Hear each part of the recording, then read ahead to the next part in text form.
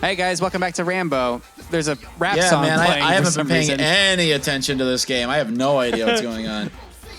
There's a rap song. I don't know why. Okay. Oh, that's good. Well, I mean, so my idea is actually perfectly sensible, Nick, is what we've agreed to then. What's that? The fucking of a... I don't know if sensible is the right word, but realistic, absolutely. Realistic. I'll take it. Like, people do it. Yeah, it happens. Doesn't mean it's a good or accepted idea. Yeah. I suppose that's true. Still, unfortunately, on the topic of having sex with inanimate objects, I got to tell somebody about that show we saw. I was really worried when you started that sentence with I. Yeah. No, I told somebody about that Seven Deadly Sins show we watched, and how they used the greatest word that the English language has ever devised, which is teledildonics. Yep. Oh, I thought you were going to say catamite again. No. It can never be uttered too much. Yeah, it's never far from Keith's grasp, unfortunately. Yeah, if they did that Bender gag to me and there was a bomb set to go off with the 10 most frequently used words. Yeah. I would love to see like what the top 10 was. Let's like, see. Yannick would probably be number 10. What sort of shit like Gooligan would be somewhere in there? Yeah. Gooligan. None of them would be real words, except for like... Probably, well, no, the word fuck would be in there for sure. Yeah. It's probably the first thing I say every time I wake up. Just a good, fuck.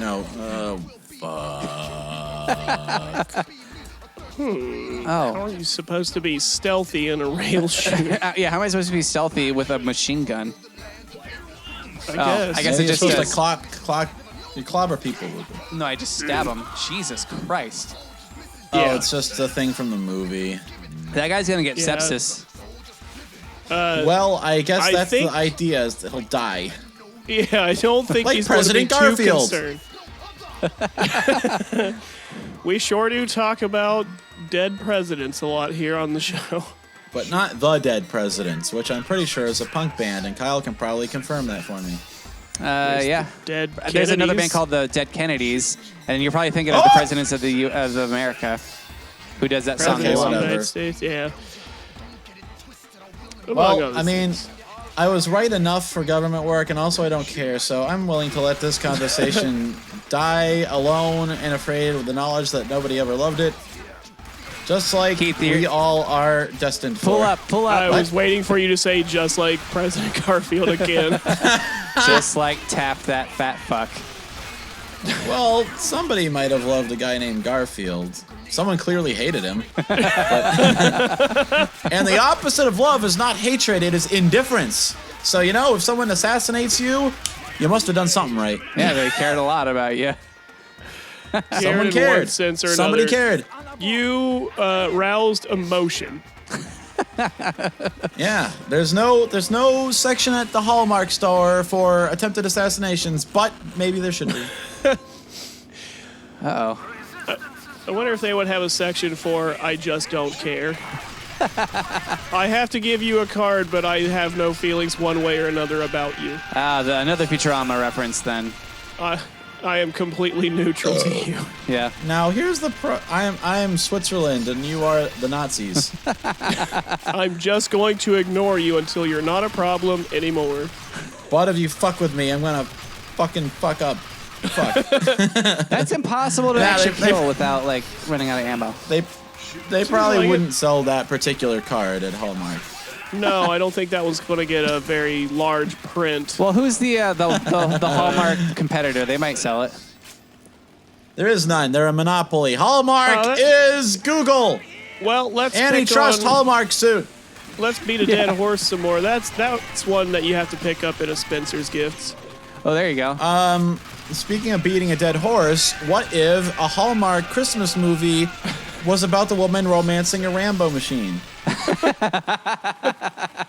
That shit came full circle. Wow. Yeah, she moves to a small town to open her bakery or what the fuck ever. And then she's like the big city executive who has to move to small town nowhere. Right. She hates it there, but then she falls in love with the Rambo arcade machine. Yeah, she goes out to dinner with somebody that she meets one night, and then they go into a pizza parlor. And while they're at the pizza parlor, she goes like, "Oh my gosh, who is that?" And then they go, "That's a Rambo machine." Like, I question the pronoun that you use to interrogate us, but that is less a who than a what. Yeah. It is a coin-operated arcade game based on one of the Rambo movies. I'm not sure which one. Clearly not the first one, which is not actually called Rambo, but rather First Blood. And then the second one is Rambo 2 First Blood Part 2.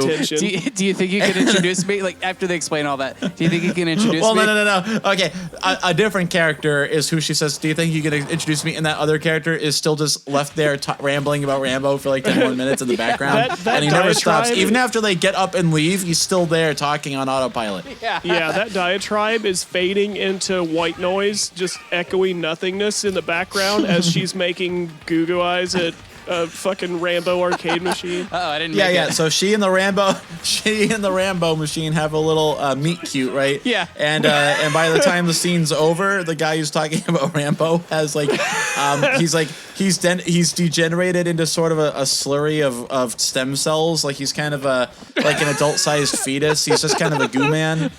But he's still talking, but the talking sounds like kind of like a broken speaker, you know? It's like, you know? I don't have that effect, Kyle. Don't yell at me. How about this? So it looks for 2/3 or more of the movie like she is going to fall in love with the guy who runs the arcade, but then like at some point he comes out of the bathroom or something, or he's like just come back from the bank with a whole sack full of quarters, and she's committing horrible acts of fraudage on an arcade machine, and he realizes,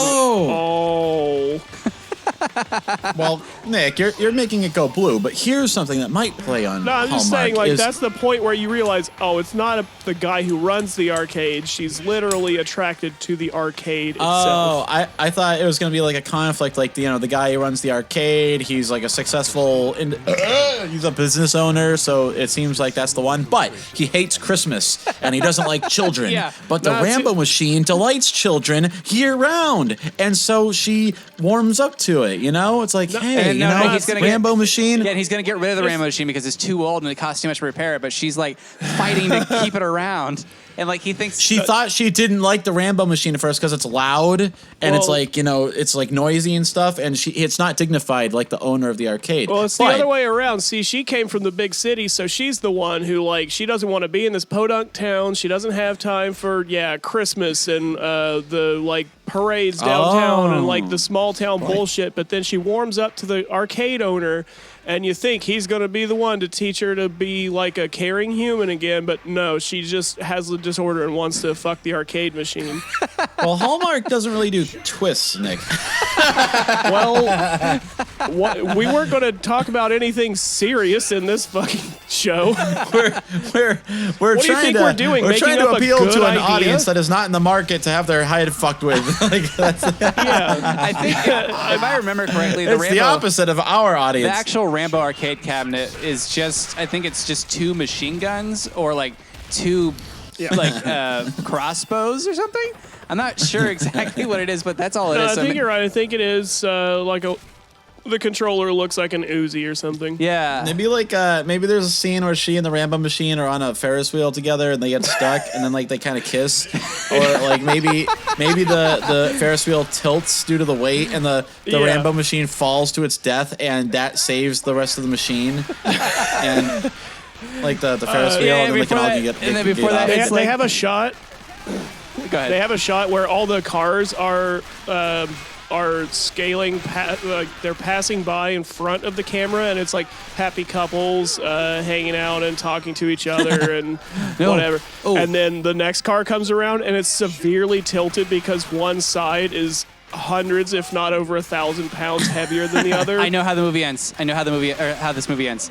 So what happens is how does it end? the Rambo arcade machine gets destroyed, and then she's crying, she's devastated.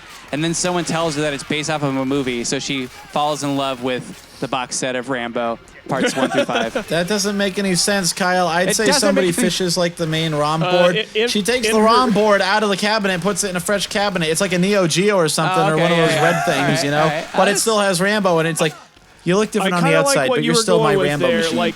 Like in her sick mind, she holds on to this DVD box set like it is their children that the Rambo arcade machine did not live to raise. Look, I'll compromise with you. There's one scene where she's at home crying in her bathrobe, watching chick flicks and munching on the DVDs like they were cookies, and then the token black friend shows up like ding dong, and he's there in his winter coat. He's like, well, I thought you might want to have this, and he hands her like a charred joystick or something. Yeah, like a charred peripherals. Like, thanks, but I don't know if I can move on. The gun or whatever from the cabinet. Yeah, but it's like, well, I thought you might want to have it because it'll help you with this. And then like he steps aside, and some other friend characters like do a big reveal, and it's like a new arcade cabinet. It's like, what's that?